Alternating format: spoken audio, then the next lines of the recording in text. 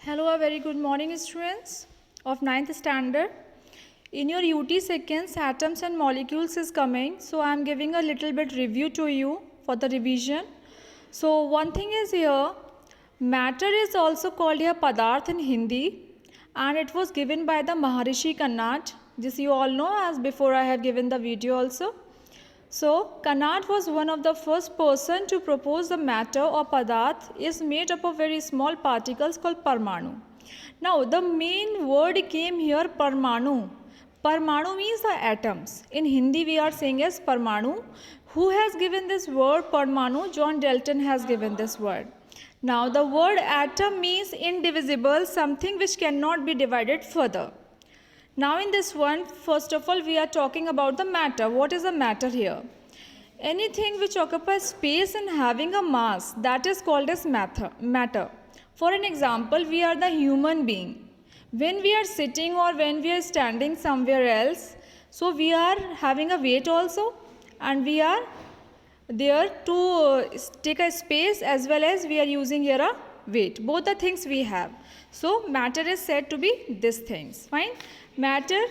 Now after this, there is a law of chemical combination.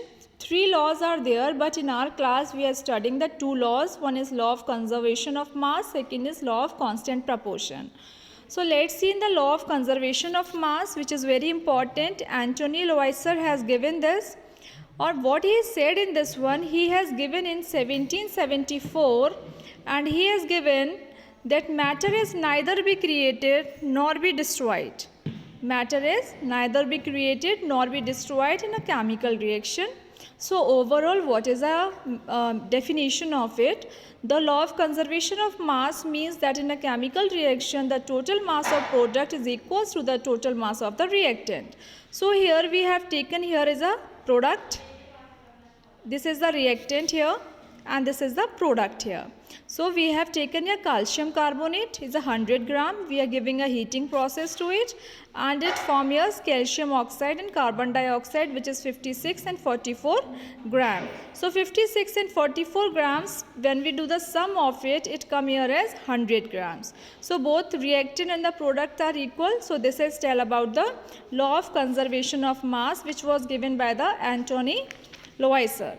One example is here, the example you can see this one, they are saying sodium carbonate reacts with ethonic acid to form sodium ethonate.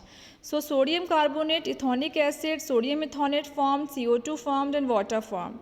This is a reactant, this is the product. When we do the mass of sodium carbonate 5.3, ethonic acid 6, it forms here 11.3.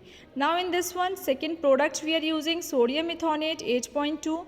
Carbon dioxide is 2.2, water is 0.9, that is coming here 11.3. So understood, students?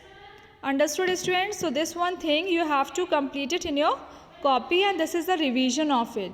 Next is the law of constant proportion.